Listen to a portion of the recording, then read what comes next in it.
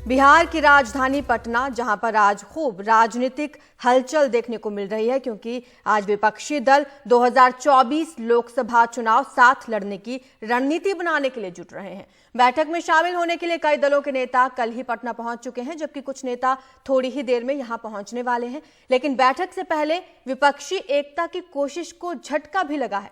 दरअसल आम आदमी पार्टी के राष्ट्रीय संयोजक अरविंद केजरीवाल ने यह शर्त रखी है कि अगर बैठक में कांग्रेस ने केंद्र के अध्यादेश, जिसमें कि दिल्ली अफसरों के ट्रांसफर पोस्टिंग का मामला है, उसका विरोध करने का ऐलान नहीं किया तो वो बैठक का बहिष्कार करेंगे। वहीं बीजेपी इस बैठक पर निशाना साध रही है। बीजेपी का ये कहना है कि नीतीश कुमार ने सीएम आवास पर बारात तो बुला ली है, लेकिन दूल्हे का पता नहीं है। उन्होंने कहा कि जनता दूल्हे का नाम जानना चाहती है।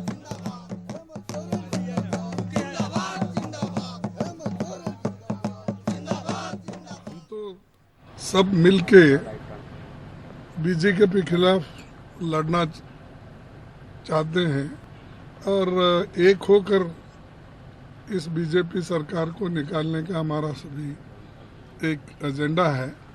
उसके तहत सभी लोग मिलके वो काम करने का है।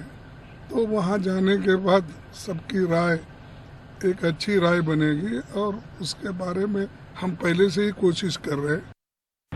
आज नाही सांगता येणार, कारण आम्ही तिथं साधारणतः देशासमोरच्या महत्त्वाच्या प्रश्नांची चर्चा करणार एक, त्याच्यानंतर देशाच्या काही राज्यामध्ये जसं मणिपूर किंवा काय, आणि या नात्यानिमित्तानं एक प्रकारचे रस्त्यावर उतरणं आणि कायदा आणि सुव्यवस्थेची परिस्थिती निर्माण करणं हे जे कृत्य होतं।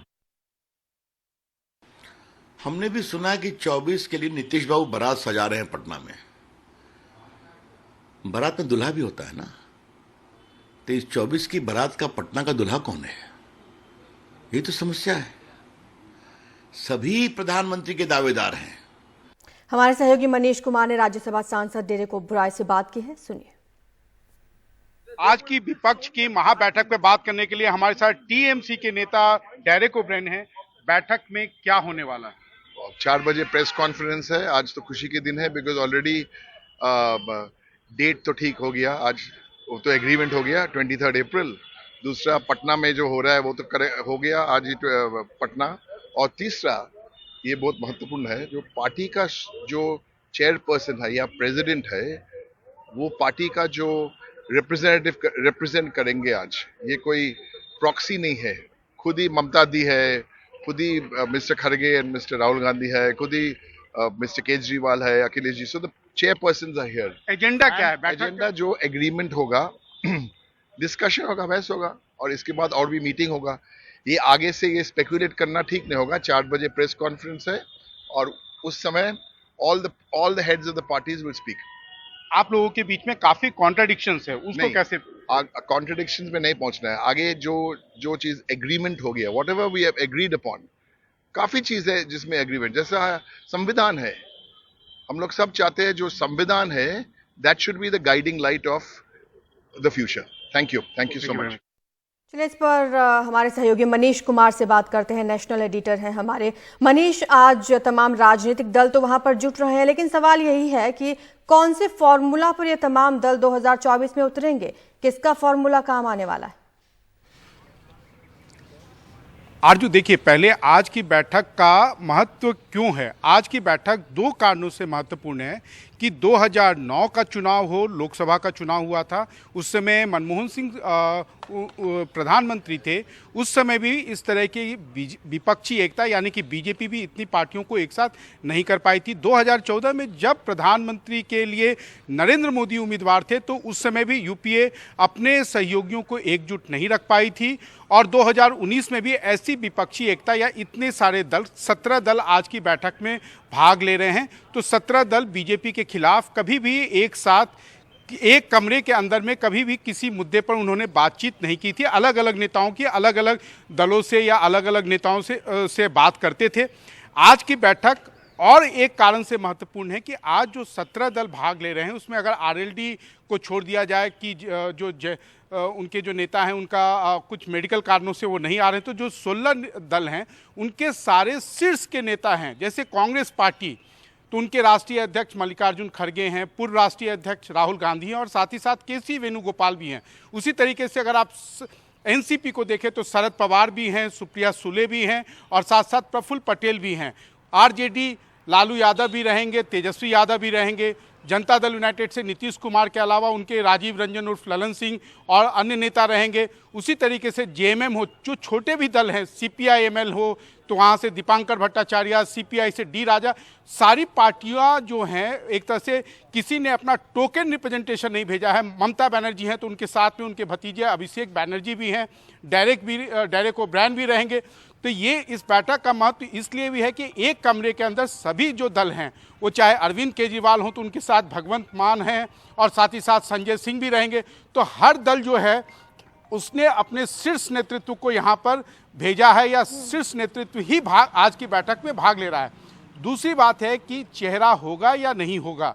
अभी तक के जो संकेत हैं उसके अनुसार आज की बैठक के बाद कुछ अहम मुद्दों पर जहां सहमति बनेगी वो उनके रिजोल्यूशन में रिफ्लेक्ट होगा। लेकिन एक बात में सहमति है कि फिलहाल चेहरे जैसे विवादास्पद मुद्दे को अभी थोड़ी देर के लिए उसे बैक बर्नर पर रखा जाए। मुद्दों से प्रधानमंत्री नरेंद्र मोदी और उनकी बीजेपी की सरकार, जो एनडीए की सरकार है, उसका मुकाबला किया जाए। लेकिन एक साथ साथ ये भी बात है कि आगे भी आज की बैठक कोई वन ऑफ बैठक नहीं होने वाली है आरजू। साथ ही साथ आज की ही बैठक में अगली बैठक कहाँ होगी, उसका समय, उसका दिन और उसका वेन्यू जो है वो भी डिसाइड हो जाएगा। लेकिन मनीष, सवाल ये भी है कि कहीं इस बैठक के जरिए देश में ये संदेश तो नहीं जा रहा कि विपक्ष कमजोर हो गया है, क्योंकि 2019 में आपको भी याद होगा किस तरह से मंच पर एक दूसरे का हाथ थामे हुए ये तमाम नेता नजर आए थे। लेकिन जैसे ही चुनाव के नतीजे आए सब अलग हो गए। शायद ये सोचा होगा 2024 में जब चुनाव होगा तब तक अपनी अपनी स्थिति मजबूत कर लेंगे, लेकिन ऐसा कुछ देखने को नहीं मिला। आखिरकार एकजुट फिर से होना पड़ रहा है।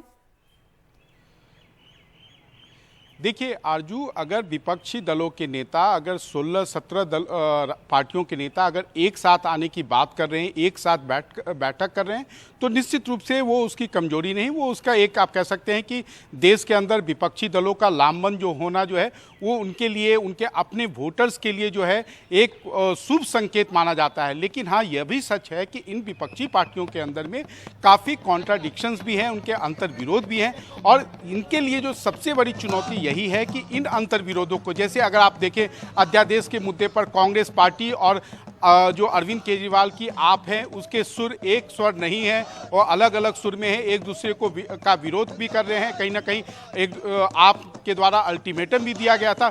उसी तरीके से आप पश्चिम बंगाल में देखें तो पश्चिम बंगाल में ममता बनर्जी और कांग्रेस और वामपंथी दल एक दूसरे के खिलाफ चुनाव लड़ते हैं। केरला में वामपंथी दल और जो कांग्रेस पार्टी है वो एक दूसरे के खिलाफ, वो चाहे विधानसभा हो या लोकसभा चुनाव हो, वो एक दूसरे के खिलाफ लड़ती है। तो आखिर इन सारे अंतर्विरोधों को किस तरीके से वो उसको ओवरकम करते हैं या उसको किस तरीके से इन मतभेदों को पाटते हैं, ये इनके लिए निश्चित रूप से आने वाले दिनों में चुनौती होगी।